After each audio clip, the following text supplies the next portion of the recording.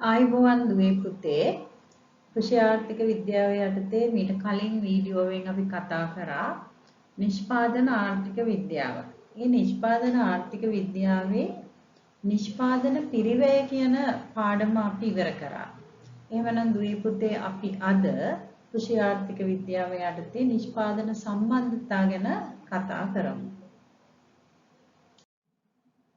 කෘෂි ආර්ථික විද්‍යාව යටතේ අපි නිෂ්පාදන සම්බන්ධතා වර්ග 3ක් ගැන කතා කරනවා. අපි බලමු ඒ මොනවද කියලා. එතකොට අපි දන්නවා නිෂ්පාදනය කියන එක ලබා ගන්න පුළුවන්නේ නිෂ්පාදනය කියන්නේ භාණ්ඩ හා සේවා. ତර මේ තියෙන්නේ භාණ්ඩ, මේ තියෙන්නේ සේවා. මේ නිෂ්පාදනය ලබා ගන්න පුළුවන්. එහෙම නැත්නම් මේ භාණ්ඩ හා සේවා නිෂ්පාදනය කරන්න පුළුවන්නේ මේ යෙදවීම තුලින්.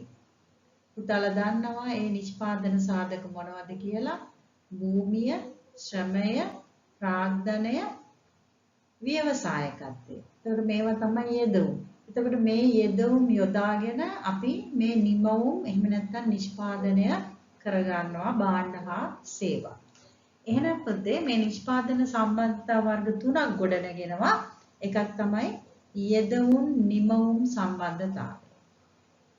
ඒ යොදවන ප්‍රමාණයට අනුව යොදවන ඒකක ප්‍රමාණයට අනුව නිමවුම් ඒකක ප්‍රමාණය අඩු වැඩි වෙන්නේ කොහොමද කියන එක තමයි එතෙන්දි කතා වෙන්නේ. ඊට පස්සේ දුවේ පුතේ අපි නිමවුම් සම්බන්ධතාවය ගැන කතා කරනවා. ඊට පස්සේ යෙදවුම් සම්බන්ධතාවය ගැන කතා කරනවා. කියන්නේ යෙදවුම් නිමවුම් සම්බන්ධතාවය එතකොට factor product relationship එක ඊට පස්සේ යෙදවුම් සම්බන්ධතාවය එක factor relationship එක ඊට පස්සේ නිමවුම් සම්බන්ධතාවය product relationship එක. අන්න ඒ විදිහට නිෂ්පාදන සම්බන්ධතා වර්ග 3ක් ගැන අපිට කෘෂි ආර්ථික විද්‍යාවේදී සාකච්ඡා කරන්න ඕන. මේ නිෂ්පාදන සම්බන්ධතා ආකාර 3 තමයි මම මෙතන නැවතත් දක්වලා තියෙන දුවේ පුතේ. පළවෙනි එකේ යෙදවුම් නිමවුම් සම්බන්ධතාවය. factor product relationship. දෙවෙනි එක පුතේ යෙදවුම් සම්බන්ධතාවය. factor relationship. තුන්වෙනි එක නිමවුම් සම්බන්ධතාවය. ඒක product relationship. මේ නිෂ්පාදන සම්බන්ධතා තුනෙන් අද අපි පළවෙනි නිෂ්පාදන සම්බන්ධතාවය වෙන යෙදවුම් නිමවුම් සම්බන්ධතාවය factor product relationship කියන පාඩම තමයි කරන්න යන්නේ.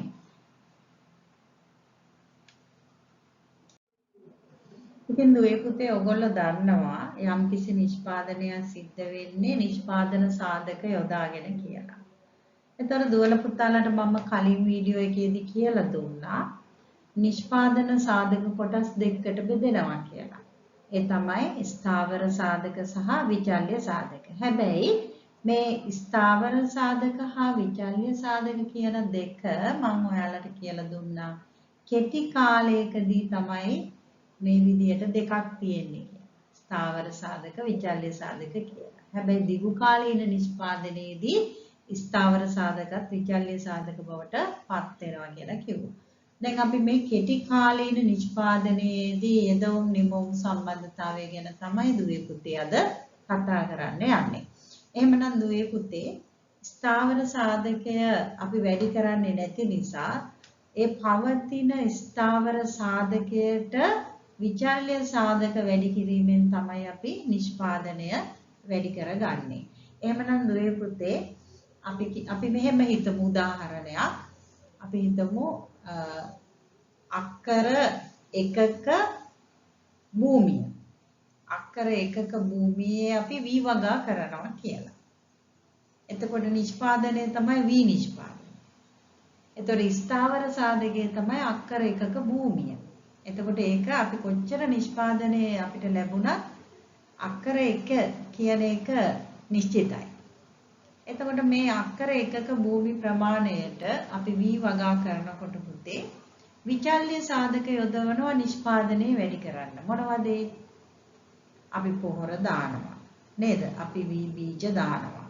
එතකොට අපි තව මොනවාද? අපි කම්කරුවෝ මේකට යොදවනවා. ඒ වගේ අන්න ඒවා කම්කරුවෝ එක්කෙනෙක් නෙවෙයිනේ එක්කෙනෙක් යොදවලා දෙන්නේ 3 දෙනෙක් 4 දෙනෙක් ඒ වගේ යොදවලා අපි මේ නිෂ්පාදනය වැඩි කරගන්න ඒ විචල්්‍ය සාධක පුතේ භාවිතා කරනවා. එහෙමනම් දුවල පුතාලා දන්නවා මේ විචල්්‍ය සාධක තමයි අපි යොදන යෙදුම්. එතකොට අපේ නිෂ්පාදනය තමයි අපේ නිමවුම්. එහෙනම් මේ යෙදවුන් නිමවුම් සම්බන්ධතාවය ගැන තමයි අද අපි කතා කරන්න යන්නේ. එතෙන්දී අපි මේ යෙදවුම් නිමවුම් සම්බන්ධතාවය නිෂ්පාදන ශ්‍රීතයෙන් දක්වන්න පුළුවන්. එතකොට ඒක තමයි ගණිතමය සමීකරණයකින් අපිට මේ යෙදවුම් නිමවුම් සම්බන්ධතාවය පෙන්වන්න පුළුවන්. ඒක තමයි නිෂ්පාදන ශ්‍රීතය කියලා කියන්නේ. එතකොට මේ ගණිතමය සමීකරණය තුල තියෙනවා y කියලා එකක්. එතකොට වම් පැත්තේ තියෙනවා y කියලා එකක්. ඒක තමයි නිෂ්පාදනය. දැන් මේ නිෂ්පාදනයේ සමාන වෙනවා පුතේ මොනවාද? මේ විචල්්‍ය යෙදවුම් වලට. මේ විචල්්‍ය යෙදවුම් යොදවන ප්‍රමාණයට. එතකොට එහෙමනම් y සමානයි factor of මොනවාද? variable factors. ඒ කියන්නේ මේ විචල්්‍ය යෙදවුම් වල වෙනස් වීම මත මොකද්ද? නිමවුම් වෙනස් වෙනවා. කියන එක තමයි මේ නිෂ්පාදන ශ්‍රීතයෙන් කියන්නේ. එතකොට මේ තියෙන්නේ නිෂ්පාදනය මේ තියෙන්නේ යෙදවුම. එතකොට යෙදවුම් නිමවුම් සම්බන්ධතාවය මේ සමීකරණයෙන් දැක්වෙනවා. එතකොට x1 x2 x3 xn කියලා කියන්නේ පුතේ විචල්්‍ය යෙදවුම්. ඒවා පොහොර වෙන්න පුළුවන්, කම්කරුව වෙන්න පුළුවන්. අන්න ඒ විදිහට යොදවන ඒවා තමයි පුතේ මේ විචල්්‍ය යෙදවුම් කියලා කියන්නේ. එවනම් පුතාලා මේ ගණිතමය සමීකරණය මතක තියාගන්න. මේකට තමයි අපි නිෂ්පාදන ශ්‍රීතය කියලා කියන්නේ. දැන් අපි බලමු මුළු නිෂ්පාදනය කියන්නේ මොකක්ද කියලා. දැන් මුළු නිෂ්පාදනය කියලා කියන්නේ අපි ගත්ත අවසාන නිෂ්පාදනය. එතකොට පුතාලා දන්නවා විභාගව කරාන් පස්සේ අපි ගන්න මුළු නිෂ්පාදනය. ඒක මුසල් 100ද අන්න ඒ වගේ තීරණය වෙනවා. එතකොට මේ මුළු නිෂ්පාදනය කියන එක අපි අර්ථ දක්වන්න ඕනි. එතකොට දැන් බලන්න පුතේ මේ ස්ථාවර සාධකයේ භූමිය ඒ භූමියට අපි යොදන විචල්්‍ය සාධකය මේ පොහොර මළු ප්‍රමාණය කියලා හිතන්න. එතකොට ඒක තමයි විචල්්‍ය සාධකය. අන්න ඒ වෙලාවේදී අපි දැන් මේ භූමියෙන් විභාග කිරීමේදී තවත් විචල්්‍ය සාධක තියෙන්න පුළුවන්නේ. පොහොර විතරක් නෙමෙයිනේ කම්කරුවෝ කියන්නේ විචල්්‍ය සාධකයක්. එතකොට අපි මේ විචල්්‍ය සාධක අනෙත් විචල්්‍ය සාධක අපි නියතව තියලා අනිත් විචල්්‍ය සාධක අපි නියතව තියලා මේ පොහොර විතරක් වැඩි කරනවා කියලා හිතලා ඒ සාධකයේ වැඩි කිරීමෙන් ලැබෙන නිෂ්පාදනය තමයි අපි මෙතෙන්දී සලකා බලන්නේ. එතකොට යම් ස්ථාවර සාධකයකට විචල්්‍ය සාධකයක් ක්‍රමයෙන් එකතු කිරීම නිසා විචල්්‍ය සාධකයක් ක්‍රමයෙන් එකතු කිරීම නිසා ලැබෙන මුළු නිෂ්පාදන ප්‍රමාණය නැත්නම් මුළු නිමවුම් ප්‍රමාණය තමයි පුතේ අපි කියන්නේ මුළු නිෂ්පාදනය කියලා. දැන් පුතාලට පැහැදිලි යම් ස්ථාවර සාධකයකට විචල්්‍ය සාධකයක් ක්‍රමයෙන් එකතු කිරීම නිසා ලැබෙන මුළු නිමවුම් ප්‍රමාණය තමයි පුතේ මුළු නිෂ්පාදනය කියලා කියන්නේ. එතකොට දුවේ පුතේ මේ භූමිය තමයි ස්ථාවර සාධකය. මේ භූමියට තමයි අපි V වගා කරලා මේ පොහොර මළු පොහොර දාන්නේ. එතකොට පුතේ මේ භූමියේ ස්ථාවර සාධකය එතකොට යොදන යූරියා මළු ගණන කිලෝග්‍රෑම් 10 යූරියා මළු ගණන ඒ මළු ගණන තමයි පුතේ විචල්්‍ය සාධකය. එතකොට අපි බලනවා මේ අක්කර එකක භූමියකට නැත්නම් හෙක්ටයාර එකක භූමියකට අපි යොදන යූරියා මළු ගණන බිඳුවයි. ඒ වෙලාවේදී මුළු නිෂ්පාදනයේ බිඳුවයි. යූරියා මළු එකක් යොදනවා. ඒ යූරියා මළු එකක් යෙදීම නිසා අපට ලැබෙන නිෂ්පාදනය 3යි. එතකොට මේක අපි හිතමු මේක 3යි කියන්නේ ටන්ස් වෙන්න පුළුවන් නේ ටොන් වෙන්න පුළුවන් ඒ වගේ. එතකොට බලන්න යූරියා කිලෝග්‍රෑම් 10 මළු දෙකක් යොදනකොට 8යි නිෂ්පාදනය. 3ක් යොදනකොට 12යි 4ක් යොදනකොට 15යි 5ක් යොදනකොට 17යි 6ක් යොදනකොට 17යි 7ක් යොදනකොට 16යි 8ක් යොදනකොට 13යි. දැන් බලන්න පුතේ මේකේ 아무තු රටාවක් අපිට පේන්න තියෙනවානේ. මේ ක්‍රමයෙන් වැඩි වෙලා ගිහිල්ලා 17 වෙනකම්. එතකොට යූරියා කිලෝග්‍රෑම් 10 මළු 5ක් යොදනකම් මොකද වෙලා තියෙන්නේ? ක්‍රමයෙන් වැඩි වෙලා උපරිමයකට ඇවිල්ලා. එතකොට 6 වෙනි එකේ යෙදුවත් 17යි ලැබෙන්නේ. නමුත් 7 වෙනි එකේ යෙදීමේදී අඩු වෙනවා පුතේ. අඩු වෙනවා. 16 13. එහෙනම් මේ graph එකක් අඳින්න පුළුවන් අපිට මේක ක්‍රමයෙන් වැඩි වෙලා ගිහිල්ලා ඊට පස්සේ නිශ්චිත තැනකට ඇවිල්ලා ඊට පස්සේ ක්‍රමයෙන් අඩු වෙලා ගිහිල්ලා. ඒක තමයි මුළු නිෂ්පාදනයේ ලක්ෂණය.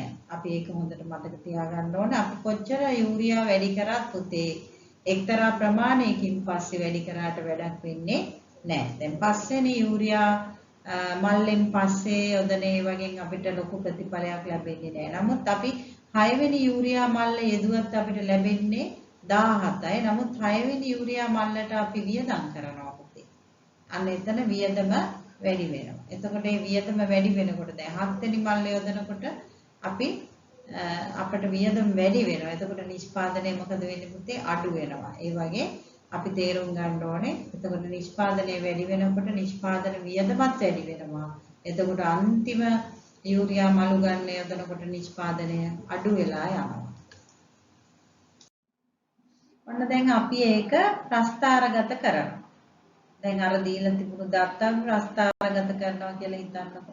එතකොට මුළු නිෂ්පාදනය පොහොර මළු ගන්න. දැන් පොහොර මළු ගන්න වැඩි වෙන්න මොකද වෙලා තියෙන්නේ? දැන් මේ විචල්්‍ය සාධකයේ තමයි පොහොර මළු ගන්න. දැන් පොහොර මළු ගන්න 1 2 3 4 ඔය විදිහට වැඩි වෙන්න මොකද වෙලා තියෙන්නේ? මුළු නිෂ්පාදනයත් වැඩි වෙලා එක්තරා මට්ටමකදී නියතයකට ඇවිල්ලා ඊට පස්සේ අඩු වෙලා තියෙනවා. එතකොට මේ ඒ දත්තම භාවිතා කරලා ඇඳපු graph එක නෙවෙයි පුතේ. නමුත් මේ graph එකේ හැඩය තේරුම් ගන්න ඔයාලා. දැන් පොහොර මළු යොදවනවත් එක්කම නිෂ්පාදනය වැඩි වෙලා නේද? නිෂ්පාදනය වැඩි වෙලා එක නියත මට්ටමකට උඩදී ඇවිල්ලා ඊට පස්සේ අඩු වෙනවා. ඒ විදිහට තමයි මේ මුළු නිෂ්පාදන වක්‍රය මේකේ හැඩය මොන වෙලාවකවත් වෙනස් වෙන්නේ නැහැ. අපි බලමු සාමාන්‍ය නිෂ්පාදනය කියන්නේ මොකක්ද කියලා. AP. එතකොට APP කියලා කියනවා average physical production කියලා. නැත්නම් average production කියලා. එතකොට මේ විචල්්‍ය යෙදවුම් ඒකකයක් වෙනුවෙන් ලැබෙන නිෂ්පාදන ප්‍රමාණයට තමයි අපි සාමාන්‍ය නිෂ්පාදනය කියලා කියන්නේ. එතකොට දැන් යූරියා පොහොර මළු ගණන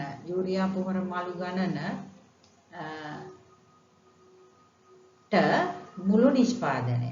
එතකොට අපි බලන්නේ යූරියා පොහොර එක මල්ලක් වෙනුවෙන් කොච්චර නිෂ්පාදනයක් ලැබෙනවද කියලා. මොකද මෙතන මළු ගණනනේ.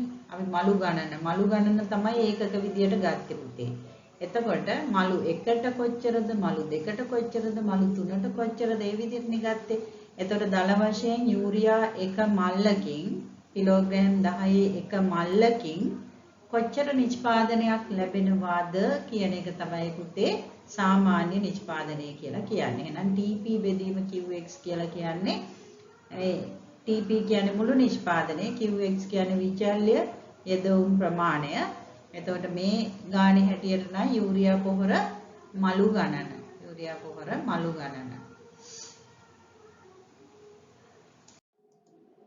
අපි දැන් බලමු මේ ගාණේ කොහොමද සාමාන්‍ය නිෂ්පාදනය හොයන්නේ කියලා.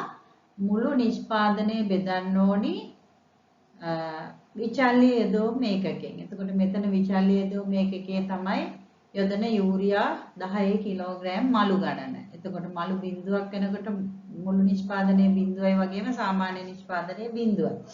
එතකොට දැන් බලමු අපි යූරියා මළු එකක් යොදනකොට මුළු නිෂ්පාදනය 3යි. එහෙනම් 3 එකෙන් බෙදුවහම පුතේ සාමාන්‍ය නිෂ්පාදනය එනවා. එතකොට මේ අවස්ථාවේ තුන්වෙනි අවස්ථාවේදී මුළු නිෂ්පාදනය 8යි. 8 දෙකෙන් බෙදුවහම එනවා සාමාන්‍ය නිෂ්පාදනය. 12 3ෙන් බෙදුවම එනවා සාමාන්‍ය නිෂ්පාදනය. 15 4ෙන් බෙදුවා. ඒ වගේ අපිට මුළු නිෂ්පාදනය යොදන යූරියා මලු ගණනෙන් බෙදුවම පුතේ එහෙම නැත්නම් විචල්්‍ය මේකක ගණනෙන් බෙදුවාම අපිට එනවා පුතේ සාමාන්‍ය නිෂ්පාදනය. එතකොට ඒකෙත් දුවල පුතාලට පේනවා මෙතන උපරිමයකට ඇවිල්ලා තියෙනවා. උපරිමයකට ඇවිල්ලා තියෙනවා ඊට පස්සේ අඩු වෙලා තියෙනවා. නමුත් ඒවා ඔක්කොම ධන ලකුණ තියෙන්නේ නේ. නෙගටිව් ඍණ ලකුණට ගිහිල්ලා නැහැ. ඒතකොට සාමාන්‍ය නිෂ්පාදනය අපි ප්‍රස්ථාරගත කිරීමේදී මේක අවබෝධ කරගන්න මේ ප්‍රස්ථාරය එතකොට කොහොමද දෙන්න ඕනේ? මේ යූරියා මලු ගණනට අපි ඇන්දොත් එහෙම සාමාන්‍ය නිෂ්පාදනයේ y අක්ෂයට එතකොට වැඩි වෙලා අඩු වේගෙන ගිහිල්ලා තියෙනවා. දැන් මම පුතාලට කිව්ව විදිහට මේ ප්‍රස්ථාරය පැහැදිලි. මේ බලන්න පුතේ මේ විදිහට වැඩි වෙලා අඩු වෙලා ගිහිල්ලා තියෙනවා. දැක්කද? මේකට කියනවා අපි සාමාන්‍ය නිෂ්පාදනය. සාමාන්‍ය නිෂ්පාදනයේ වැඩි වෙලා අඩු වෙලා ගිහිල්ලා තියෙනවා. ඒ කියන්නේ මුලදී තමයි වැඩි වෙලා තියෙන්නේ. ගොඩාක් ඈතකට ගිහිල්ලා නෙමෙයි වැඩි වෙලා තියෙන්නේ. මුලදී වැඩි වෙලා අඩු වෙලා තියෙනවා. එතකොට මේක මතක තියාගන්න ඕන මේ graph වල හැඩ පුතේ. දැන් ඔයාලගේ විභාග පේපර් එකේ තියෙන්න පුළුවන් මෙන්න මේ විදියට average product වලට හිස් තැනක් තියෙන්න පුළුවන්. එතකොට ඔයගලන්ට දීලා තියෙනවා variable input එක. ඒ කියන්නේ විචල්්‍ය සාධකය දීලා තියෙනවා. විචල්්‍ය යොදවුම් සාධකය දීලා තියෙනවා කම්කරුවන් ගණන. ඊට පස්සේ ඔයගලන්ට දීලා තියෙනවා total product. ඒ කියන්නේ මුළු නිෂ්පාදනය දීලා තියෙනවා. ඔයගලගෙන් අහනවා සාමාන්‍ය නිෂ්පාදනය. එතකොට අපි දන්නවා මුළු නිෂ්පාදනය යොදවුම් ඒකක ගණනෙන් බෙදුවාම අපිට එනවා average product එක. එහෙම නැත්නම් සාමාන්‍ය නිෂ්පාදනය. 0.0ෙන් බෙදුවම 0යි, 21ෙන් බෙදුවම 20යි, 52ෙන් බෙදුවම 25යි, 75 3ෙන් බෙදුවම 25යි. අන්න ඒ විදියට එන්න ඕනේ. එහෙනම් අපි බලාගෙන යමු කොයි විදියටද ඒ උත්තරේ එන්නේ කියලා. මෙතන පුතාලට දැන් පැහැදිලි 20 එකෙන් බෙදුවම 20යි. මෙතන 52ෙන් බෙදුවම 25යි.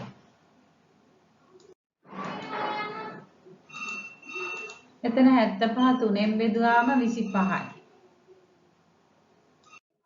ඒ විදිහට අපි 95 4ෙන් බෙදුවාම 23.75යි. 110 5ෙන් බෙදුවාම 22යි. 126ෙන් බෙදුවාම 20යි. අන්න ඒ විදිහට දැන් බලන්න මේකේ රටාවක් තියෙනවා. මෙන්න වැඩි වෙනවා. දැක්කද? මේ 25 දක්වා වැඩි වෙලා ඊට පස්සේ අඩු වෙනවා. එතකොට වෙන්නේ average product එහෙම නැත්නම් සාමාන්‍ය නිෂ්පාදනයේ වැඩි වෙලා පුතේ අඩු වෙගෙන යනවා. ඒක අපි තේරුම් ගන්න ඕනේ මේකේ හැඩයත් එක්ක. අපි බලමු ආන්තික නිෂ්පාදනය කියන්නේ මොකක්ද කියලා. marginal product. එතකොට ආන්තික කියන වචනේ තේරුම පුතාලා දැනගන්න ඕනේ. දැන් අපි කලින් වීඩියෝ එකෙත් ඔය ආන්තික වචනේ ආවා marginal වචනේ. එතකොට ආන්තික කියලා කියන්නේ අමතර. එතකොට අමතර විචල්්‍ය යෙදවුම් ඒකකයකින් ලැබෙන නිෂ්පාදනය. එහෙම නැත්නම් මුළු නිෂ්පාදනයට එකතු වෙන ප්‍රමාණය, අමතරව එකතු වෙන ප්‍රමාණය. කලින් ඒකකයට වඩා මේ ඒකකයෙන් විතරක් ලැබෙන නිෂ්පාදන ප්‍රමාණය තමයි ඔය ආන්තික නිෂ්පාදනය කියලා කියන්නේ. අන්න ඒක නිසා අපිට සිද්ධ වෙනවා ආන්තික නිෂ්පාදනය හොයන්න නම් මුළු නිෂ්පාදනයේ වෙනස බෙදන්න ඕන පුතේ විචල්්‍ය යොදවුම් ඒකක වෙනසෙන්. ඒක තමයි ආන්තික නිෂ්පාදනය. හැමතිස්සෙම අපි වෙනසවල් දෙකක් බෙදන්නේ මේ ආන්තික නිෂ්පාදනයේදී. එහෙමනම් අපි බලමු මෙතන තියෙනවා ආන්තික නිෂ්පාදනය හොයලා තියෙන හැටි අපි බලමු. එතකොට මුළු නිෂ්පාදනය මෙතන අපිට පළවෙනි එකට ගන්න බෑ. ඒකක දෙකක් තියෙන්න ඕනේ පුතේ.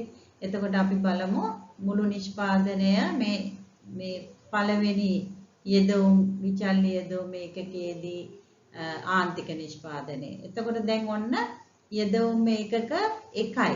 යූරියා මලු 1යි යොදලා තියෙන්නේ. ඒ එකකින්ද ලැබුණු නිෂ්පාදනය තමයි 3.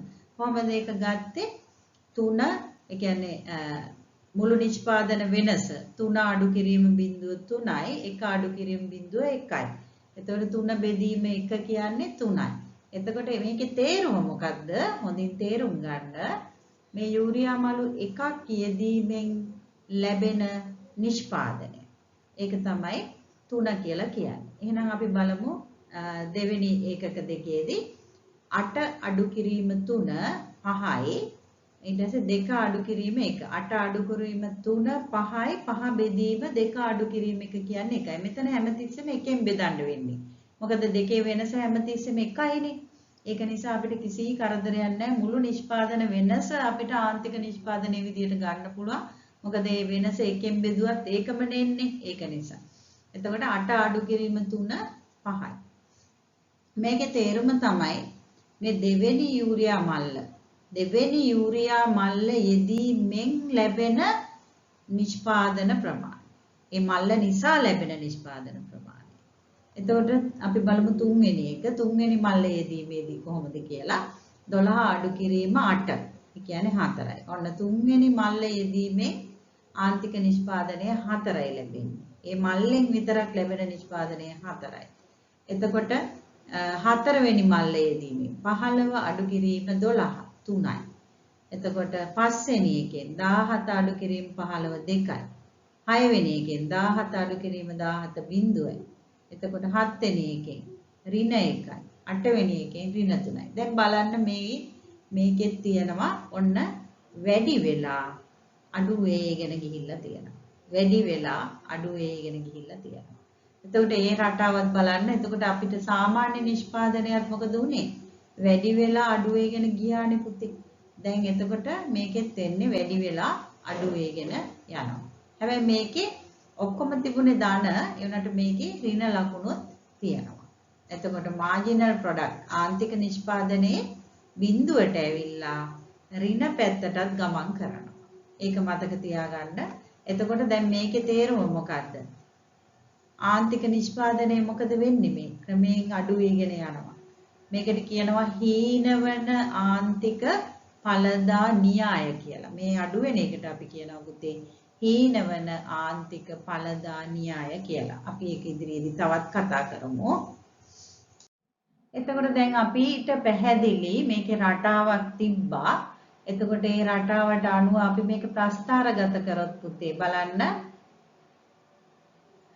වැඩි වෙලා අඩු වෙගෙන යනවා. වැඩි වෙලා අඩු වෙගෙන යනවා.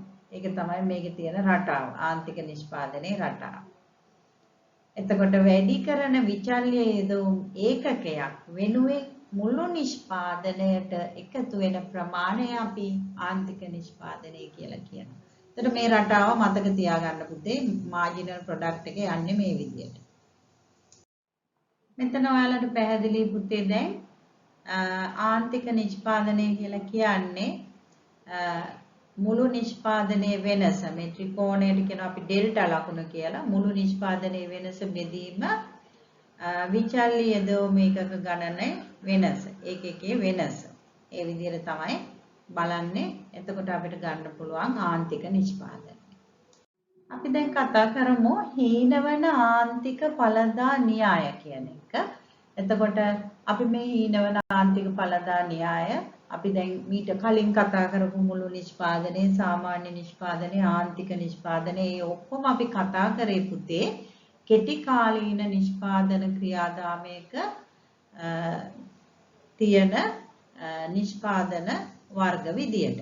එතකොට කෙටි කාලීන නිෂ්පාදන ක්‍රියාදාමයක නිෂ්පාදනය පිළිබඳ එහෙම නැත්නම් ඵලදාව පිළිබඳ ආර්ථික විද්‍යාඥයන් විසින් ඉදිරිපත් කරලා තියෙන න්‍යායක් තමයි පුතේ හීනවන ආන්තික ඵලදා න්‍යාය. මෙතනදී පුතේ අපි යෙදවුම් කීපයක් යොදන නිෂ්පාදන ක්‍රියාවලියකදී අපි යෙදවුම් කීපයක් යෙදවුම් සමූහයක් නියතව තබා ගනිමින් එක් යෙදවුමක් පමණක් වැඩි කරමින් යන විට එමගින් මුළු නිමවුම වැඩි වේ. මේක අපි කතා කරා. එතකොට අපි කිව්වා යම්කිසි නිෂ්පාදනයක් අපි නිෂ්පාදනය කරනකොට යෙදවුම් කීපයක් අපි යොදා ගන්නවා. යෙදවුම් සමූහයක් අපි යොදා ගන්නවා. ඒත් විචල්්‍ය යෙදවුම් සමූහයක් යොදා ගන්න අවස්ථාවේදී අපි එක යෙදවුමක් පමණක් වැඩි කරනවා කියලා හිතනවා. අනිත් යෙදවුම් ටික නියතව තබා ගන්නවා කියලා හිතනවා. ඊට පස්සේ අර එක යෙදවුමක් පමණක් අපි වැඩි කරමින් යන විට මුළු නිෂ්පාදනය කොහොමද වැඩි වෙන්නේ කියලා හොයලා බලනවා. එතකොට එතනදී අපි එක යෙදවුමක් පමණක් වැඩි කරමින් යන විට මොකද වෙන්නේ මෙතන මුළු නිෂ්පාදනය වැඩි වෙනවා. අපි මේක කලිනුත් මුළු නිෂ්පාදනය අපි මේ TP curve එකෙන් අපි බැලුවා මුළු නිෂ්පාදන වක්‍රයෙන්. එතකොට මෙන්න මේ විදිහට ඒක වැඩි වෙනවා. මුළු නිෂ්පාදනය වැඩි වෙනවා. නමුත් එක අවස්ථාවකින් පසුව තවදුරටත් යෙදවුම් ප්‍රමාණය වැඩි කරන විට දැන් අපි මෙහෙම යෙදවුම් ප්‍රමාණය වැඩි කරගෙන යන විට එක අවස්ථාවකින් පස්සේ මෙන්න මේ අවස්ථාවෙන් පස්සේ මෙන්න මෙතන යොදන යෙදවුම් ප්‍රමාණයෙන් පස්සේ මුළු නිෂ්පාදනයට අලුතින් එකතු වෙන නිමවුම් ප්‍රමාණය මොකද වෙන්නේ පුතේ අඩු වීගෙන යනවා. ඒ කියන්නේ එක් අමතර ඒකකයක් වැඩි කිරීමෙන් මුළු නිෂ්පාදනයට එකතු වන ප්‍රමාණය හොඳින් තේරුම් ගන්න අඩු වේගෙන යනවා. එතකොට මේක තමයි පුතේ අපි කතා කරපු marginal production ආන්තික නිෂ්පාදනය කියලා කිව්වේ. ආන්තික නිෂ්පාදනය කියලා කිව්වේ පුතේ එක් අමතර ඒකකයක් වැඩි කිරීමේදී එම අමතර ඒකකයෙන් මුළු නිෂ්පාදනයට එකතු වෙන ප්‍රමාණයනේ පුතේ. ඒ ඒකකයේ නිසාම ලැබෙන නිෂ්පාදන වෙනස තමයි අපි කතා කරන්නේ. එතකොට ඒ නිෂ්පාදනයේ වැඩි වෙලා එක්තරා විචල්්‍ය යෙදවුම් ඒකකයකින් පස්සේ මොකද වෙලා තියෙන්නේ? ඒ ආන්තික නිෂ්පාදනය ක්‍රමයෙන් අඩු වෙගෙන ගිහිල්ලා තියෙනවා. අපි ඒක අර ප්‍රස්තාරේ ගන්න කලින් අපි අර ඉලක්කම් වලින් තිබුණු වගු වෙනුත් අපි කතා කරානේ නේද? වැඩි වෙලා අඩු වෙගෙන යනවා. ඒකට තමයි හීන වෙන ආන්තික ඵලදා න්‍යාය කියලා කිව්වේ කියලා මම. එතකොට මෙන්න මෙතනින් මෙහාට මේ ඇතුළත් වෙන්නේ මොකද්ද? මෙතනින් මෙහාට අපිට කියන්න පුළුවන් මේ මොකක් නිසාද අඩු වෙන්නේ? මේ මොකද්ද මේ න්‍යාය මෙතනට ඇප්ලයි කරන්න පුළුවන්නේ? හීන වෙන ආන්තික ඵලදා න්‍යාය. එතකොට ඔයාලට කියන්න වෙන්නේ පුතේ හීන වෙන ආන්තික ඵලදා න්‍යාය යනු කුමක්ද කියලා. ඔයාලට කියන්න වෙන්නේ පුතේ අපි විචල්්‍ය යෙදවුම් වැඩි කරගෙන යනකොට මොකද වෙන්නේ? මුළු නිෂ්පාදනය ක්‍රමයෙන් වැඩි වෙනවා. නමුත් එක අවස්ථාවකින් පස්සේ යෙදවුම් ප්‍රමාණය වැඩි කරන විට ඒ වැඩි කරන යෙදවුම් ඒකකයක් නිසා අලුතින් මුළු නිෂ්පාදනයට එකතු වෙන ප්‍රමාණය, එකතු වෙන නිමවුම් ප්‍රමාණය එහෙම නැත්නම් එකතු වෙන නිෂ්පාදනය එනම් ආන්තික නිෂ්පාදනය ක්‍රමයෙන් අඩු වේ. අන්න ඒක තමයි පුතේ හීන වෙන ආන්තික ඵලදා න්‍යාය. මේක ගැඹුරින් හිතන්න එපා. සරල දෙයක්නේ. මේක මේ ඇන්දත් ඔයාලට මෙතන පෙන්වන්න පුළුවන්නේ. හීන වෙන ආන්තික ඵලදා න්‍යාය මේ පෙනී යනවා කියලා මේ විදිහට ආන්තික නිෂ්පාදනයේ එක්තරා ඒකකයකින් පස්සේ විචල්්‍ය ඒකකයේ යෙදවුමකින් පස්සේ අඩු වෙනවා කියන එක පෙන්වන්නත් පුළුවන් නේදලා නේද? ඒ හින්දා මේවා ප්‍රැක්ටිස් කරගන්න පුතේ. අන්නේ හීන වෙන ආන්තික ඵලදා න්‍යායත් එක්ක අපිට මේ මුළු නිෂ්පාදනයේ මේ වක්‍රය හැදුණු හැටිත් කියන්න පුළුවන්. මොකද මුලදී මොකද වෙලා තියෙන්නේ? මුළු නිෂ්පාදනය වැඩි වෙන වේගයකින් වැඩි වෙලා මෙන්න මෙතනින් මෙහාට මොකද වෙලා තියෙන්නේ? අඩු වෙන වේගයකින් වැඩි වෙලා තියෙනවා.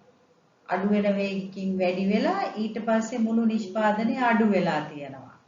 අන්න අඩු වෙලා තියෙන වෙලාවේදී තමයි මෙතන මේ ආන්තික නිෂ්පාදනයේ ඍණාගයන් වලට ගියේ.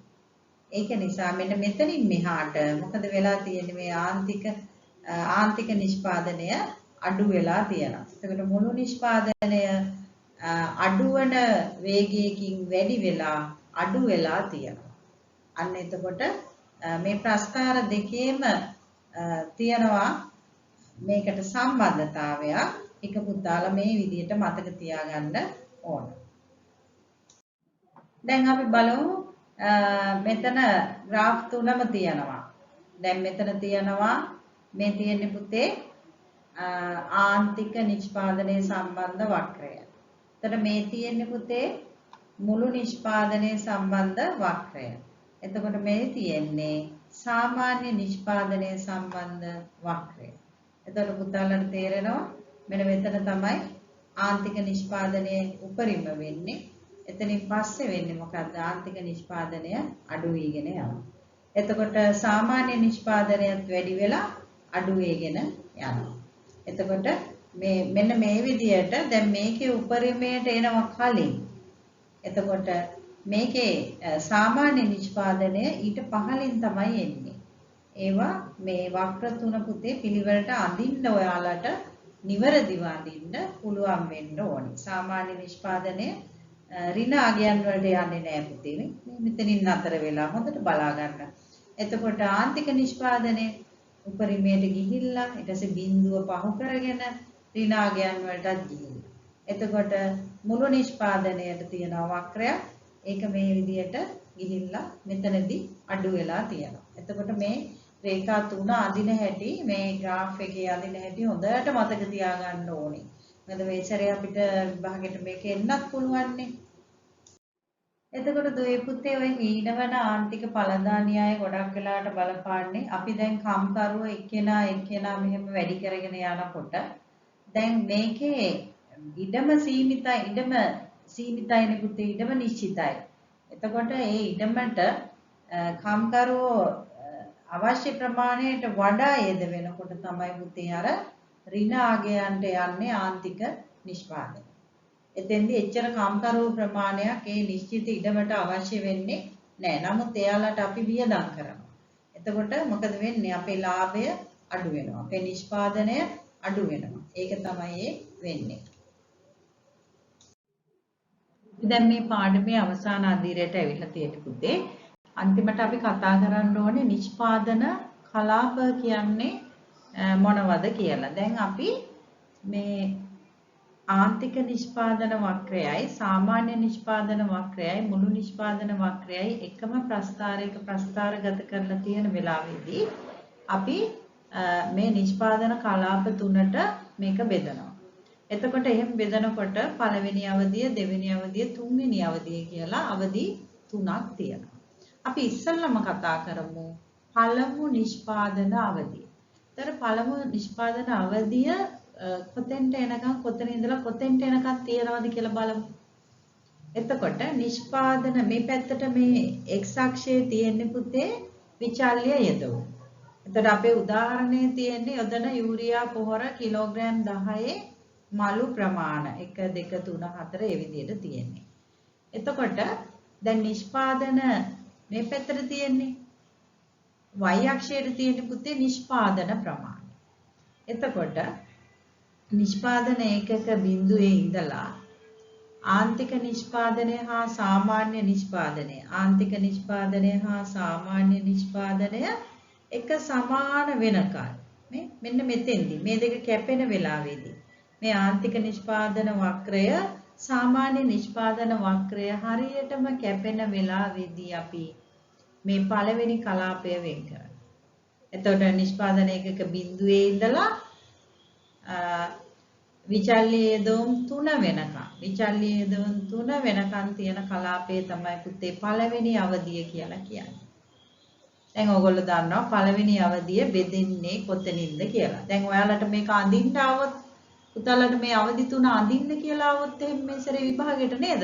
එතකොට පුළුවන් ඔන්න දැන් පළවෙනි අවධිය අඳින්න. ඒකට තියෙන එකම සාධකය මොකද්ද? සාමාන්‍ය නිෂ්පාදන වක්‍රය ආන්තික නිෂ්පාදන වක්‍රයත් එක්ක කැපෙන වෙලාවේදී මේ ඉර ගහන්න කඩ ඉර ගහලා පළවෙනි අවධිය කියලා නම් කරන්න. ඒ වෙලාවේදී එතකොට නිෂ්පාදන එක්ක බිඳුවේ සිට ආන්තික නිෂ්පාදන MP හා සාමාන්‍ය නිෂ්පාදනය සමාන වෙන තෙක් AP සමානයි MP වෙන තෙක් අවධිය වේ. අපි තවදුරටත් බලමු මේ පළමු නිෂ්පාදන අවධියේ තියෙන ලක්ෂණ. එතකොට බලන්න දුවේ පුතේ මේ පළවෙනි අවධියේදී මුළු නිෂ්පාදනය වැඩි වෙන වේගකින් වැඩි වෙනවා. මුළු නිෂ්පාදනය වැඩි වෙන වේගකින් වැඩි වෙලා ක්‍රමයෙන් අඩුවන වේගකින් වැඩි වෙනවා. එතකොට බලන්න සාමාන්‍ය නිෂ්පාදනය වැඩි වෙලා අඩු වෙනවා නේ. අඩු වෙන වෙලාවක් උපරිමයට ගිහිල්ලා අඩු වෙනවා. එතකොට ආන්තික නිෂ්පාදනයත් උපරිමයට ගිහිල්ලා අඩු වෙනවා. එතකොට මේ අවධියේදීම මේ බලන්න හීනවන ආන්තික ඵල ලැබීම පටන් ගන්නවා පුතේ. පළවෙනි අවධියේ මේක පටන් ගන්නවා. පළවෙනි අවධියේ මේක පටන් ගන්නවා. එහෙනම් ඔයාලට ලක්ෂණ තුනක් මෙතන කියන්න පුළුවන්. මොකද්ද පළවෙනි ලක්ෂණය? මේ පළවෙනි අවධියේදී මුළු නිෂ්පාදනය වැඩි වෙන වේගයකින් වැඩි වී අවසානයේදී අඩු වෙන වේගයකින් වැඩි වේ.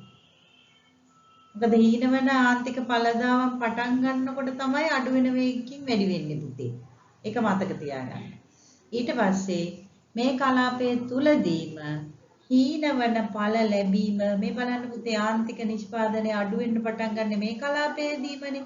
එතන හීනවන ඵල ලැබීම ආරම්භ වෙන්නේ පළවෙනි අවධියේදීමයි. එතකොට ඒ ලක්ෂණ දෙක සහ සාමාන්‍ය නිෂ්පාදනයේ වැඩි වී අඩු වෙන්න පටන් ගන්නෙ මේ කලාපයේදීමයි. එතකොට ඒ ලක්ෂණ තුනම පුතාලට කියන්න පුළුවන්. දැන් දුවේ පුතේ අපිට කල්පනා කරන්න දෙයක් තියෙනවා. දැන් නිෂ්පාදකයා මේ පළවෙනි කිලෝග්‍රෑම් 10 යූරියා මල්ල දැම්මා. ඊට පස්සේ මෙච්චර නිෂ්පාදනයක් ලැබුණා. දෙවෙනි යූරියා මල්ලක් දැම්මා මේ තරම් නිෂ්පාදනයක් ලැබුණා. තුන්වෙනි යූරියා මල්ලක් දැම්මා මේ තරම් නිෂ්පාදනයක් ලැබුණා. එතකොට දැන් මේ A කියන ලක්ෂයෙන් එහාට එයා තවදුරටත් නිෂ්පාදනය වැඩි කරගන්න පෙළපෙනවාද මෙතනින් මේ යෙදුම් ප්‍රමාණය යොදවලා මේ නිෂ්පාදනය ගන්නවාද මෙතන නතර වෙනවාද කියන එක අපිට ප්‍රශ්නයක්.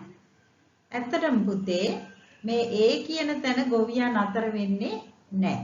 මොකද A කියන තැනින් පස්සෙත් යෙදුම් වැඩි කිරීමෙන් ඔයගොල්ලන්ට පේනවා මුළු නිෂ්පාදනය තවදුරටත් වැඩි කළ හැකි කියලා නේද? මුළු නිෂ්පාදනය තවදුරටත් දෙවෙනි අවධිය දක්වා වැඩි කරන්න පුළුවන්. ඒ හින්දා නිෂ්පාදකයා මේ කලාපය තුල යෙදුම් නතර කරන්නේ නැහැ.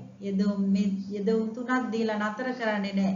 ඉන් ඉදිරියටත් යෙදුම් යොදවනවා කියන එක පුතාලා මතක තියාගන්න ඕනේ. එතකොට නිෂ්පාදන ක්‍රියාවලිය පළවෙනි අවධියේදී නතර වන්නේ නැත. ඉන් ඉදිරියට ගමන් කරනවා. ඒක මතක තියාගන්න. එතකොට ආන්තික ඵලදාවේ සාමාන්‍ය ඵලදාවේ උපරිම ලක්ෂයන්ට එනකොට මොකද වෙන්නේ? පළමු නිෂ්පාදන අධියර තීරණය වෙනවා. ඊට පස්සේ ආන්තික නිෂ්පාදනය අඩු වෙන්න පටන් ගන්නවා. සාමාන්‍ය නිෂ්පාදනයත් අඩු වෙන්න පටන් ගන්නවා. හැබැයි පුතේ මේ පළවෙනි නිෂ්පාදන කලාපයේදී පළවෙනි අවධියේදී තමයි අපි දකින්නේ ආන්තික නිෂ්පාදනයත් උපරිම වෙලා තියෙනවා. සාමාන්‍ය නිෂ්පාදනයත් උපරිම වෙලා තියෙනවා. දකින්නේ පළවෙනි කලාපයේදීමයි. එතකොට මේ ලක්ෂණ ටික පුතාලා මතක තියාගන්න ඕන. එමනම් දුවේ පුතේ පළමු නිෂ්පාදන අවධියේදී ලක්ෂණ ටික අපි බලමු. පළවෙනි කලාපයේ අවසානයේදී MP කියන්නේ පුතේ ආන්තික ඵලදාව. ආන්තික ඵලදාව සමාන වෙනවා මොකටද? සාමාන්‍ය ඵලදාවට. ඒ කියන්නේ ආන්තික නිෂ්පාදනයේ සමාන වෙනවා සාමාන්‍ය නිෂ්පාදනයට. ඒක පැහැදිලි නේ පුතේ. මෙතන මේ පෙන්වන්නේ ඒකනේ. එතකොට ඊළඟ ලක්ෂණය මුළු නිෂ්පාදනය වැඩි වෙන වේගයකින් වැඩි වී අඩු වෙන වේගයකින් වැඩි වීම සිදුවේ. ඒක ආරම්භ වෙන්නේ ඒ කලාපයේ. එතකොට ආන්තික නිෂ්පාදනය හා සාමාන්‍ය නිෂ්පාදනය යන දෙකම උපරිමයට ළඟා වෙන්නේ පළවෙනි අවධියේදී. එතකොට මේ කලාපයේදී හීනවන ආන්තික ඵලදාව ආරම්භ කරනවා. ආරම්භ වේ. අන්න ඒව තමයි පුතේ පළවෙනි නිෂ්පාදන කලාපයේ තියෙන ලක්ෂණ. මේවා මතක තියෙන්න ඕන හොඳට. මොකද මේවා සමහරලාට බහුවර්ණ පේපර් එකේ අහනවා. එහෙම නැත්නම් ව්‍යුහගතව රචනා අහන්න පුළුවන්. එතකොට මේ ප්‍රස්තාර ටික අඳින්න එන්නත් පුළුවන්. මේ අවදි ටික වෙන් කරලා අඳින්න කියලා අහන්නත් පුළුවන්. ඒ හින්දා මේ බොහොම සරල දෙයක් පුතේ පහසුවෙන් මතක තියාගන්න ඔයාලට පුළුවන් මේක. මේක ඇඳලා ටිකක් ප්‍රැක්ටිස් කරන්න ඕනේ. අපි දැන් බලමු දෙවෙනි නිෂ්පාදන කලාපය. එහෙම නැත්නම් දෙවෙනි නිෂ්පාදන අවධිය ආරම්භ වෙන්නේ කොතනින්ද ඉවර වෙන්නේ කොතනින්ද කියලා. ආරම්භ වෙන්නේ සාමාන්‍ය නිෂ්පාදන වක්‍රය හා ආන්තික නිෂ්පාදන වක්‍රය කැපෙන තැනදී. ඒ කියන්නේ මොකද්ද? marginal production සමාන වෙනකොට average production. ඒ කියන්නේ ආන්තික නිෂ්පාදනය සමානයි සාමාන්‍ය නිෂ්පාදනය කියන වෙලාවේදී දෙවෙනි කලාපය එහෙම නැත්නම් දෙවෙනි අවධිය ආරම්භ කරනවා.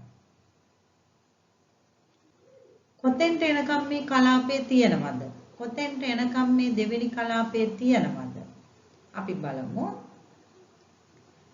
ආන්තික නිෂ්පාදනය බිඳුවට එනකම් මේ කලාපය තියෙනවා.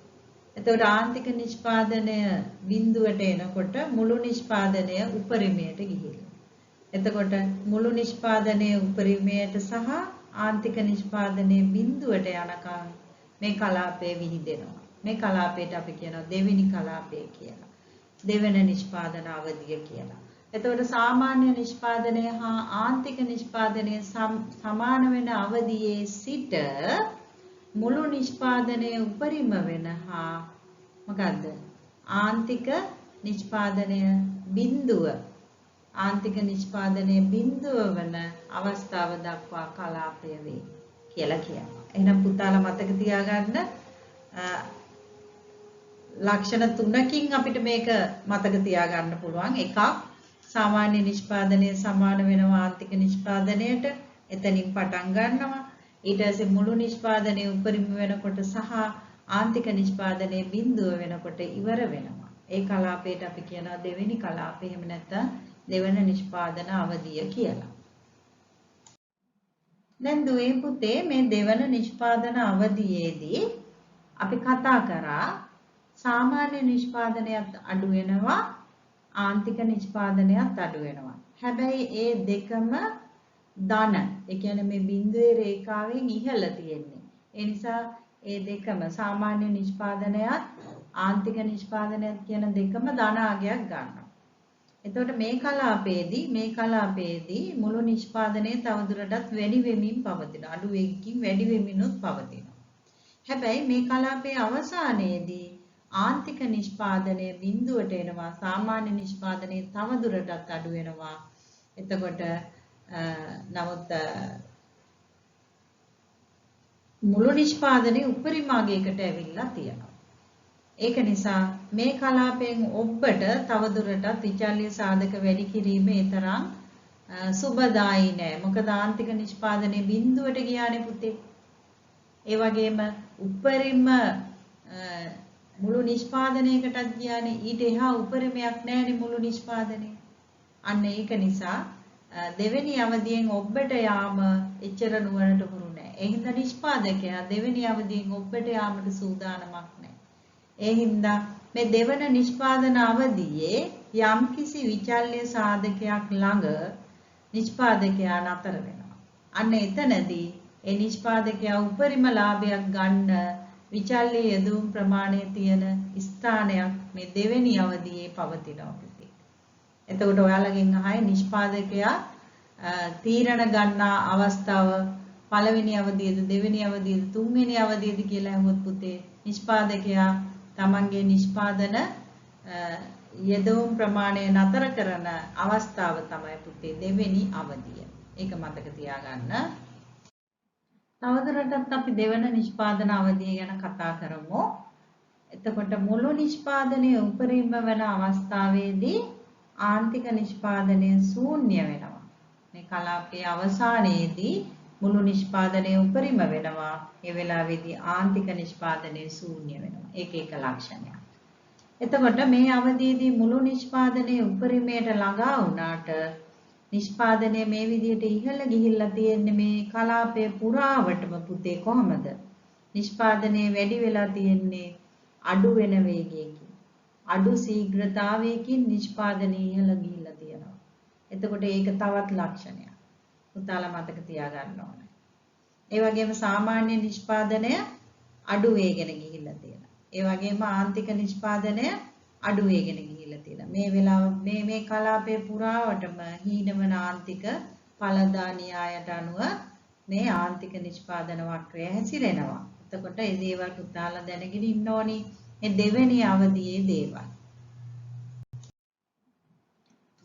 මෙන්න මේ දෙවෙනි නිෂ්පාදන අවධියේදී දැන් නිෂ්පාදකයා යොදා ගන්නා විචල්්‍ය සාධක ප්‍රමාණය ස්ථාවර සාධකයට මනාව ගැලපෙනවා.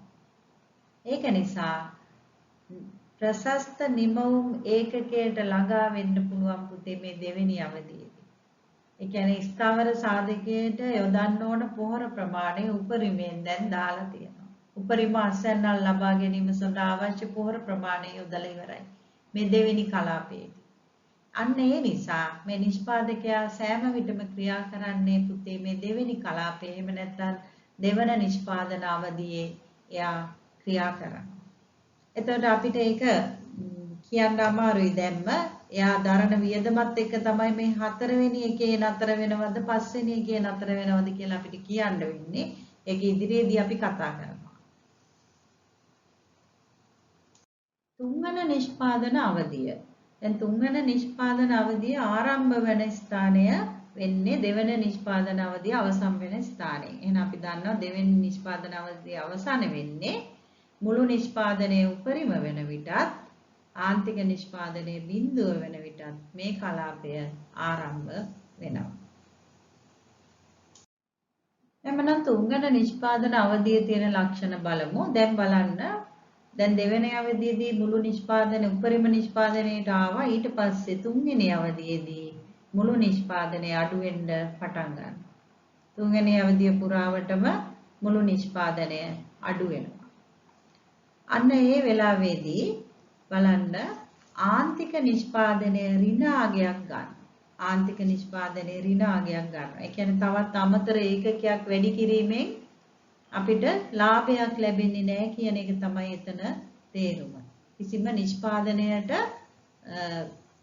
එකතු වීමක් වෙන්නේ නැහැ. නිෂ්පාදනයෙන් අඩුවීමක් තමයි වෙන්නේ කියන එක තමයි ඒ ආන්තික නිෂ්පාදනයේ ඍණ වීම තුල අපිට තේරෙන දේ.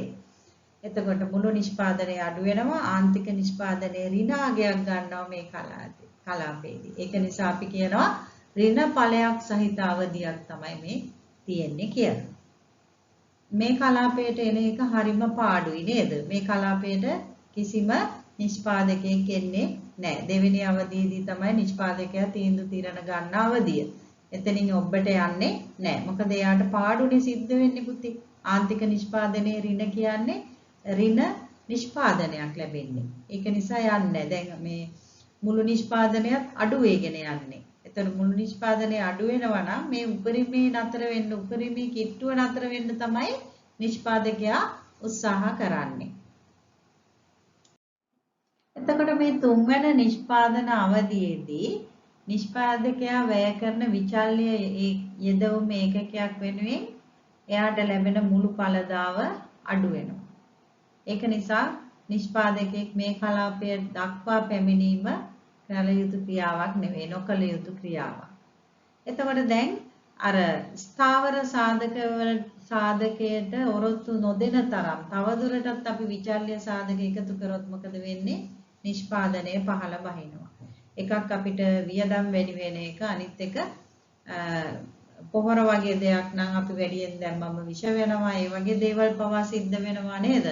එතකොට දැන් වැඩිපුර කම්කරුවෝ නම් යොදවන්නේ අමතර කම්කරුවෙක් යෙදවීම තුළ කිසිම ඵලදාවක් ලැබෙන්නේ නැහැ. මොකද මේ දෙවෙනි අවධියේ යෙදිය යුතු ඒ ස්ථාවර සාධකයට යෙදිය යුතු සම්පූර්ණ කම්කරුවන් ගාන යොදවලා ඉවරයි. ඊට වඩා වැඩි කරොත් වෙන්නේ එයින් කිසිම ප්‍රතිලාභයක් ලැබෙන්නේ නැහැ. ඒකට අපි අමතර වියදමක් කරනවා කියන එක විතරයි. එතකොට මේ දේ හොඳට අවබෝධ කරගන්න.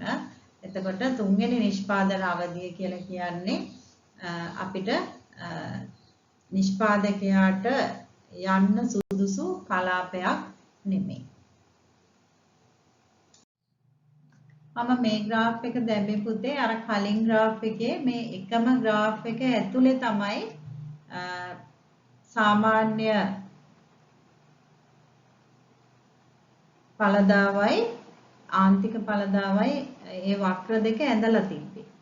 නමුත් මෙන්න මේ විදියට ඇඳලා තියෙන්නත් පුළුවන් ඔයාලට විභාග පේපර් වල මේක වෙනම graph එකක් විදියට ඇඳලා ඒකට සමාන්තරව ඇඳලා තියෙන්න පුළුවන් මේ graph දෙක වෙනම මේ විදියට. එතකොට ඒක පටල ගන්න එපා. එකම graph එක තමයි. මේක පොඩ්ඩක් කඩලා පහලින් ඇඳලා තියෙනවා. එච්චරයි වෙනස. මේ කලාප තුනත් අර අපි කියපු මේ වගේ වෙන් වෙනවා. ඒ දේවලුත් මතක තියාගන්න. අපි බලමු පොඩ්ඩක් මෙන්න මේ විදිහේ ස්තැන් තියන්න ඔයාලට වගුවක් දීලා තිබුණොත් කොහොමද කරන්නේ කියලා. එතන මේ වගුවේ තියෙන පළවෙනියට විචල්්‍ය යෙදවුම් ඒකක ප්‍රමාණය පළවෙනි එකේ ඉඳන් නෙමෙයි තියෙන්නේ 3 4 5 මුළු නිපැයුම හිස්තැන් දෙකක් තියලා එකක් පුරවලා තියෙනවා. ආන්තික නිෂ්පාදනය පුරවන්න නැහැ. නමුත් සාමාන්‍ය නිෂ්පාදනයේ කොටස් දෙකක් පුරවන්න තියෙනවා.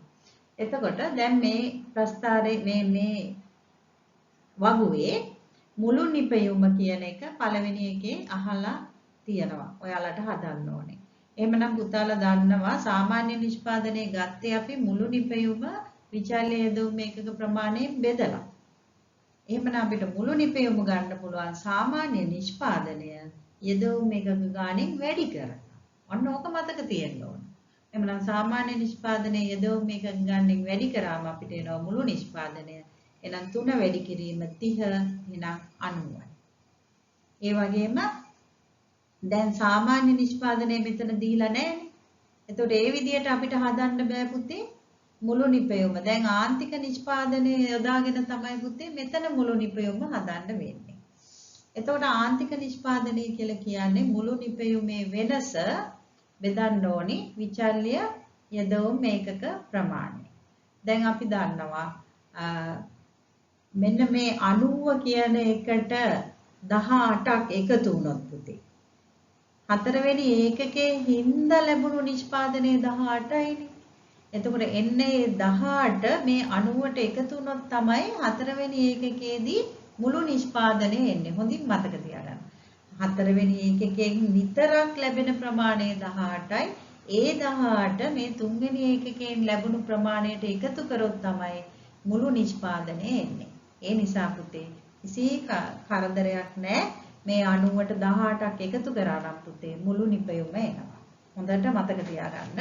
ඊට පස්සේ අපි බලමු සාමාන්‍ය නිෂ්පාදනය හොයන්න නම් මුළු නිෂ්පාදනය බෙදන්න ඕන පුතේ. විචල්්‍ය යෙදවුම් ඒකක ප්‍රමාණයෙන් 125න් බෙදුවා නම් අපිට සාමාන්‍ය නිෂ්පාදනය 24 එනවා. ඊට පස්සේ පුතේ මේකත් හොයන්න තියෙනවා 27 ආපු හැටි. ඒක කොහොමද අපි හදන්නේ? එතකොට මුළු නිපැයුම අපි ඉස්සෙල්ලා හොයාගෙන ඉන්න ඕනේ. ඒක 4ෙන් බෙදුවහම පුතේ සාමාන්‍ය නිෂ්පාදනය එනවා. ඒතර ගොඩාක් කල්පනාවෙන් ගෙදර ඉඳන් මීට මේ ගණන් ටික හදන්න පුතේ. ඔයාලට මේක පහසුවෙන් කරගන්න පුළුවන් එකක්. මේක අපිට අනුමාන කරන්නත් පුළුවන් ප්‍රශ්නයක් පුතේ. ගොඩක් වෙලාවට එන්න පුළුවන් විභාගෙට. ඒක ප්‍රැක්ටිස් කරලා යන්න ඕනේ විභාගෙට. දැන් අපි කතා කරන්නේ පුතේ නිෂ්පාදකයා දෙවෙනි නිෂ්පාදන කලාපේ නතර වෙන්න ඕනි කියලා කතා කරා. හැබැයි අපි දන්නේ නැහැ කිව්වා හතරවෙනි යෙදවුම් ඒකකයේ නතර වෙනවද පස්වෙනි යෙදවුම් ඒකකයේ නතර වෙනවද කියලා දන්නේ නැහැ කිව්වා නේද? එතකොට අන්න ඒ ප්‍රශස්ත යෙදවුම් ඒකකය ඒ කියන්නේ උපරිම අසන්නක් ලැබෙන උපරිම ලාභයක් ලැබෙන ප්‍රශස්ත යෙදවුම් ඒකකය හොයන්න නම් අපි දැනගෙන ඉන්න ඕන පුතේ ආන්තික ආදායම. එතකොට ආන්තික ආදායම කියලා කියන්නේ විචල්්‍ය යෙදවුම් ඒකකයක් වැඩි කිරීමේදී එක ඒකකයක් වැඩි කිරීමේදී වැඩි වූ ආදායම. එතකොට එක විචල්්‍ය යෙදවුම් ඒකකයට වැඩි වුණ නිෂ්පාදනයේ මුල්‍යමය වටිනාකම මුදල්මය වටිනාකම. අන්න ඒක තමයි පුතේ මේ ආන්තික ආදායම කියලා කියන්නේ. එතකොට ආන්තික ආදායම හොයන්න අපිට ආන්තික නිෂ්පාදනයේ වැඩි කරොත් නිෂ්පාදන ඒකකයක මිලෙන් පුතේ අපිට ආන්තික ආදායම ලැබෙනවා. එතකොට ඒක හොඳට මතක තියාගන්න ආන්තික නිෂ්පාදනය අපි හරවන්න ඕන මුල්‍යමය වටිනාකමක් බවට. ඒකට නම් නිෂ්පාදන ඒකකයක මිලෙන් වැඩි කරාම පුතේ අපිට එනවා ආන්තික ආදායම. දැන් අපිට හොයන්න පුළුවන් එක්තරා ක්‍රමයකට පුතේ ප්‍රශස්ත යෙදවුම් ඒකකය මොකක්ද කියලා. අපි බලමු ඒක කොහොමද කරන්නේ කියලා. අපි දැන් ප්‍රශස්ත යෙදවුම් අවස්ථාව හොයන්නයි යන්නේ. එතකොට නිෂ්පාදන ඒකකයක ප්‍රශස්ත යෙදවුම් අවස්ථාවේදී අපි එක දෙයක් අපි දැනගෙන ඉන්න ඕන. මෙන්න මේ සංකල්පයක් තියෙනවා ආන්තික වියදම ආන්තික ආදායමට සමාන වෙන්න ඕන. ආන්තික වියදම ආන්තික ආදායමට සමාන වෙන්න ඕනේ. අන්න ඒ වෙලාවේදී තමයි ප්‍රශස්ත යෙදවුම් අවස්ථාව හොයාගන්න පුළුවන්. එහෙනම් අපිට මේ වගුව දීලා තියෙනවා. අපි බලමු මේ MR කියලා කියන්නේ ආන්තික ආදායම, මේ MC කියලා කියන්නේ ආන්තික වියදම. එහෙනම් මේ MR සමාන වෙන්න ඕනේ යම්කිසි අවස්ථාවකදී MC වලට ආන්තික ආදායම ආන්තික වියදමට සමාන වෙන අවස්ථාවක් ආවම 20 අන්න ඒ වෙලාවේදී අපි මේ පැත්තට ගමන් කරන්න ඕනේ. ගමන් කරලා මෙන්න විචල්්‍ය යදවුම් සාධක ප්‍රමාණය. මේ කම්කරුවෝ 5 තමයි යොදවන්න ඕනේ. ඊට වඩා වැඩි කරන්න බෑ කියන එක තමයි ඒකේ තේරුම. මේ කම්කරුවන් 5 දෙනෙක් යොදා ගන්න වෙලාවේදී මේ නිෂ්පාදනයේ ප්‍රශස්ත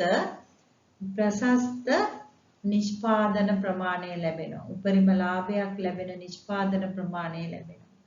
එතකොට මෙතෙන්දී 42ක් ලැබුණාට මේ 40 තමයි අපිට ලාභයක් ලැබෙන උපරිම ලාභයක් ලැබෙන නිෂ්පාදන ප්‍රමාණය වෙන්නේ. අන්න ඒක මතක තියාගන්න. මේ වගේ වගුවක් දුන්නොත් පුතේ ඔයාලට මෙන්න මේක මතක තියාගන්න ඕනේ. මෙන්න මේ නීතිය MR ඒ කියන්නේ ආන්තික ආදායම සමාන වෙන්න ඕන ආන්තික වියදමට. ඒ වෙලාවේදී විචල්්‍ය සාධක කීයද? ඒ වෙලාවේදී නිෂ්පාදනයේ කොච්චරද කියලා බලන්න ඕන. මොකද මේ දෙක තමයි අහන්නේ. ප්‍රශස්ත යෙදවුම් අවස්ථාවේදී යෙදවුම් ඒකක ගණන කීයද සහ එම අවස්ථාවේදී නිෂ්පාදන ඒකක ප්‍රමාණය කොච්චරද කියලා අහනවා පුතේ ප්‍රශ්නේ. එතකොට ඔයාලට ඒක හොයන්න මේ කාරණාව විතරයි දැනගන්න ඕනේ මේ වගේ වගුවක් දුන්නා.